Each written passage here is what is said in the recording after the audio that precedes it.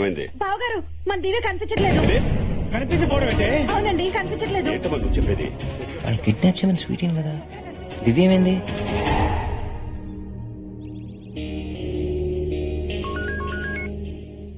భూపతి, నీ కూతురు నా దగ్గర ఉంది. నీ కూతుర్ని నా తమ్ముడికిచ్చి పెళ్లి చేస్తున్నాను. టైం వేస్ట్ చేయకు. ముహూర్తానికి ఇంకా అరగంట టైం ఉంది. వచ్చి అక్షంతలు వేసి ఫస్ట్ నైట్ కి పంపిద్దుగానే రా. నరసింహస్వామి గుడికి రా. వస్తుందా?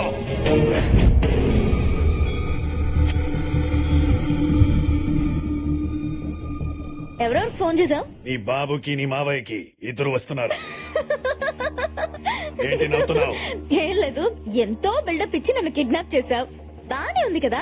ఇప్పుడు సైలెంట్ గా నీ తమ్ముడికిచ్చి పెళ్లి చేయక హ, ఈ ఫోన్ లో ఫ్రస్ట్రేషన్ అవసరమా? ఎంత పొగరే నీకో. ఏయ్, నా వెనకాల ఇద్దరున్నప్పుడే ఏం పీకలేకపోయాం. ఇప్పుడు మూడో వాడు వస్తున్నాడు. ఏం చేస్తావురా? ఎవడే వాడు?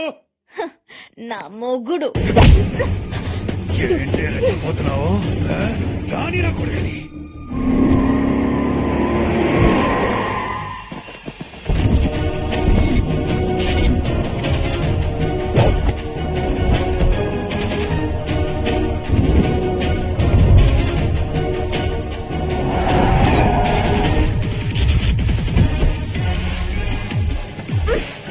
అదిగో వచ్చాడు నా మొగుడు.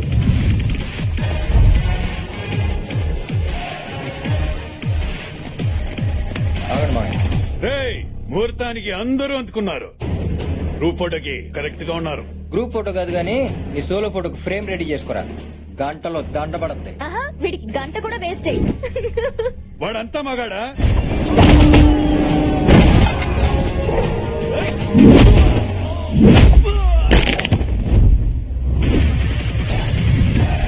ఏయ్, మగతనం అనేది మాటల్లో ఉండదురా, చేతల్లో ఉంటది.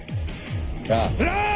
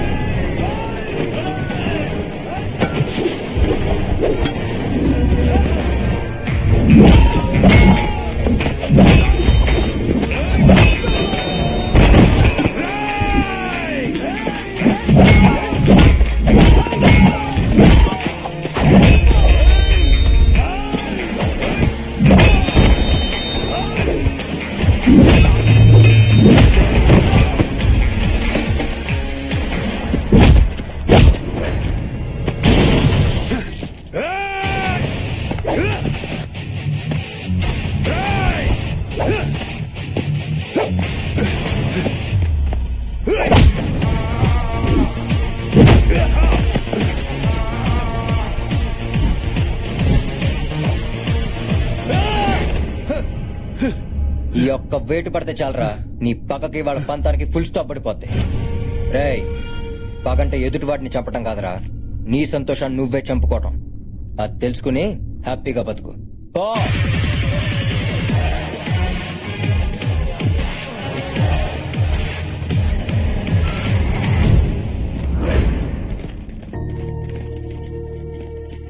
సభాష్ అల్లుడు, ముహూర్తానికి టైం అయింది. ఇక్కడే తాళి కట్టే. పంతులు ఇక్కడే ఉన్నాడు. మీ అమ్మ నాన్నని ఇక్కడికే రమ్మను. కార్తీక్, కార్తీక్, ఏంటమ్మా ఒకదాని వచ్చావు? నానేరి నాన్న చెల్లెని తీసుకుని ఎయిర్పోర్ట్ కి వెళ్ళిపోయారు. ఎంత చెప్పినా వినట్లేదు. నిన్ను కూడా తీసుకొచ్చామన్నారు. అసలు ఈ పెళ్లి వద్దంటున్నారు. ఏంటమ్మా మీరు మాట్లాడేది? ఆయన పెళ్లి వద్దంటామేంటి? మావయ్య, వద్దంటూ నేను మాట్లాడతాను. మాట్లాడు. నాన్న ఎక్కడున్నావు? ఏం నాన్న నువ్వు? నాన్న నేను చెప్పేది విను. నాన్న హలో అల్లుడు, ఏమైంది? మా నాన్న ఈ పెళ్లికి ఒప్పుకోవట్లేదు మావయ్య. ఎందుకు? పెద్దరికం పేరు చెప్పి కత్తులతో వైలెన్స్ చేసే మీకు మాకు సెట్ అవ్వదంట. ఇవాళ పెళ్లి కూతురు కిడ్నాప్ అయింది, రేపు నేను, ఎల్లుండి మా అమ్మ నాన్న కిడ్నాప్ అవ్వడం గ్యారంటీ ఏంటని అడుగుతున్నారు. ఈ పెళ్లి జరగదు మావయ్య. ఏం మాట్లాడుతున్నావు అల్లుడు?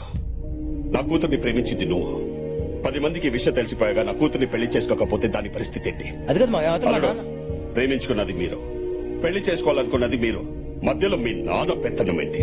అదేం మావయ్య అలా మాట్లాడతావు? కన్న వాళ్ళకి ఇష్టం లేకుండా పెళ్లి చేసుకోవడం తప్పు కదా? కాదు, మీ ప్రేమని అర్థం చేసుకోలేని వాళ్ళకి చెప్పడం కన్నా చెప్పకుండా చేసుకోవడమే కరెక్ట్. అది వాళ్ళని ఎదిరించినట్టు అవుతుంది కదా మావయ్య. ఎదిరించాలి. ఎదిరించకపోతే ప్రేమ నిలబడదు అల్లుడు. నువ్వేం దొంగతనం చేయలేదు, దోపిడీ చేయలేదు, ప్రేమించావు. ప్రేమించిన అమ్మాయిని పెళ్లి చేసుకోవాలనుకున్నావు. దాంట్లో తప్పేముంది? తప్పు కాదంటావా మావయ్య? కాదు కాదా? కాదు కాదు కాదు. ఇది తప్పు కానప్పుడు మరి 5 ఏళ్ల క్రితం మా అమ్మ చేసిన దాంట్లో తప్పేంటి మావయ్య?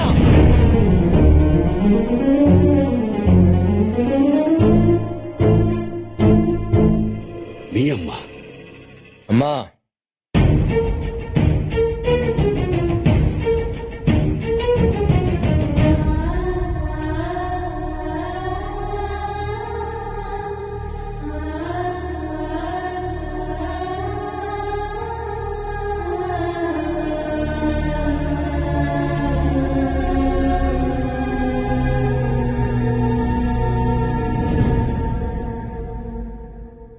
మీ అమ్మ ఎదిరించకపోతే ప్రేమ నిలబడదన్నావు. అర్థం చేసుకున్న వాళ్ళకి చెప్పడం కన్నా చెప్పకుండా చేసుకోవడమే కరెక్ట్ అన్నావు. కానీ అమ్మ మీద ఎందుకు మామయ్య పగ పెంచేసుకున్నావు? సరే, అసలు నేను ఎవరో కూడా తెలియకుండా నీ కూతురికి నేనే కరెక్ట్ నువ్వు ఫిక్స్ అవడంలో తప్పలేనప్పుడు ఒక మనిషిని చూసి అర్థం చేసుకుని తనే నాకు కరెక్ట్ అని మా అమ్మ ప్రేమించడంలో తప్పే ఉంది మామయ్య.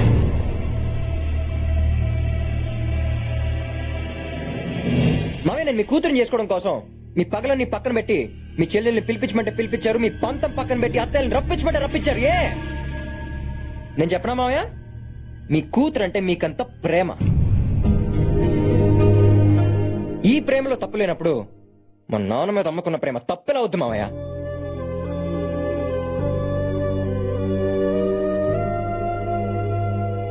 మామయ్య, మనకు నచ్చింది ప్రతిదీ కరెక్ట్ కాదు, నచ్చింది ప్రతిదీ తప్పు కాదు. ఈ చిన్న లాజిక్ మీకు అర్థమై ఉంటే మన కుటుంబం ఇలాగ మొక్కలయ్యేది కాదు.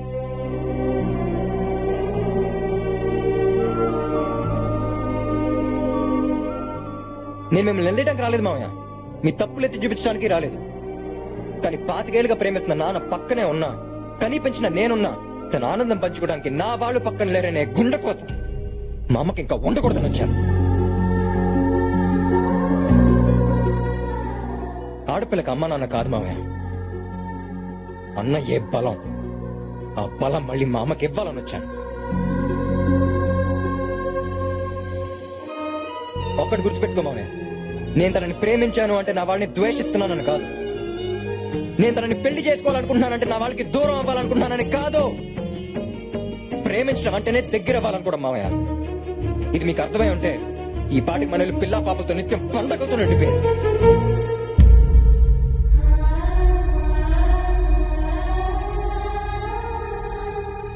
ఇదంతా నేను మీ చెల్లెలు కొడుకుగా చెప్తే మీకు అర్థం కాదు మామయ్య. నీకు సిచ్యువేషన్ క్రియేట్ చేస్తేనే అర్థం అవుతుంది. అందుకే పగలతో పెరిగిన మీకు ప్రేమను పరిచయం చేశాను. దానికోసం ఏమైనా చేసేలా చేశాను. చిన్న రిక్వెస్ట్ మావయ్య, ఇన్నాళ్ళు పగను గెలిపించారు, ఈ ఒక్కసారి ప్రేమను గెలిపించారు మావయ్య, ప్లీజ్.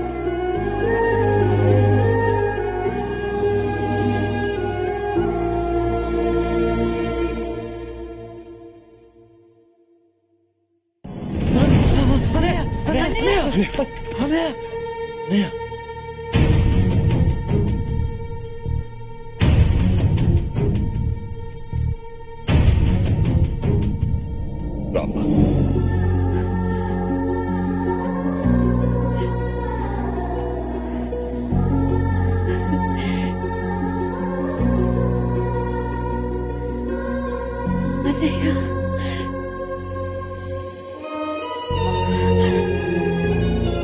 నన్ను క్షమించమ్మా.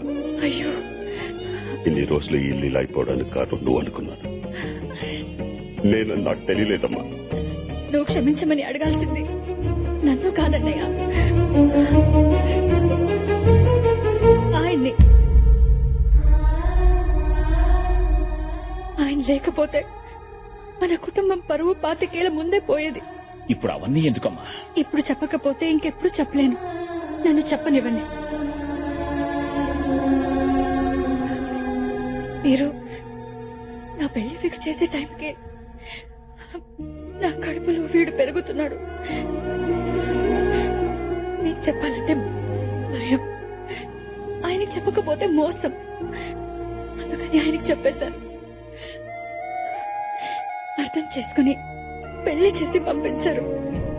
ఈ విషయం బయటపడితే నలుగురిలో స్నేహితుడి పరువు పోతుందని ఆలోచించారు గాని ఈ పెళ్లి తనే చేశారని తెలిస్తే తన చెల్లెల పరిస్థితి ఏంటని ఆలోచించలేదన్నయ్య. ఆయనన్నయ్య గొప్ప స్నేహితుడు.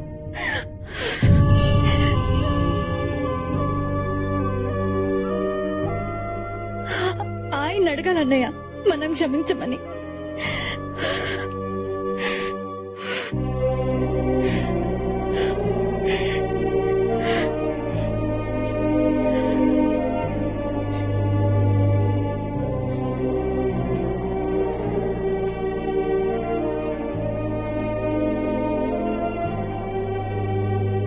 ఏంట్రా ఫ్రెండ్వే కదా,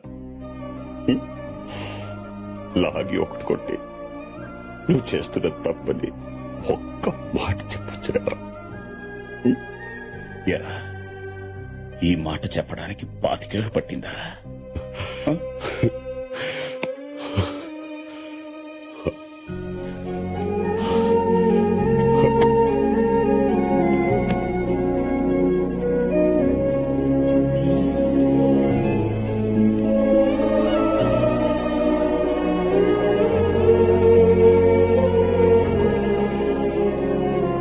రా బావా, నా చెల్లి విషయంలో తప్పు చేశాను, నా కూతురు విషయంలో చేయను.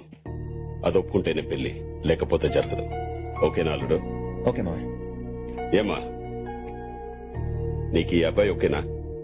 నానా నేను ఒక అతన్ని ప్రేమిస్తున్నా. మళ్ళీ ఈ ట్విస్ట్ ఏంటి? ఊరుకో. ఎవరు మాత్రం చెప్పు.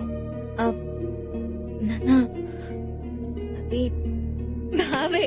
బావా ట్విస్ట్ అదే. రేయ్, నువ్వు చాలా అదృష్టవంతుడివిరా. జనరల్ గా పండక్కి అల్లుళ్ళు ఇంటికి వస్తారు, కానీ నీ అల్లుడు మాత్రం పండగనే ఇంటికి తీసుకొచ్చాడు. పండగ చేసుకో.